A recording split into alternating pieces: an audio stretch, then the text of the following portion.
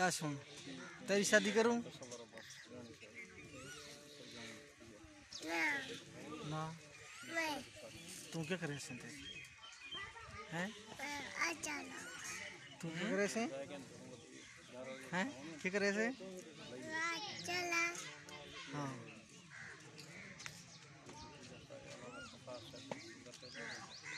कौन खूबसूरत है इन तीनों में से, अब बताओ। और तो खूबसूरत है। अच्छा अंकल नहीं है जिसकी शादी है, शादी वाले दिन दूल्हा खूबसूरत होता है।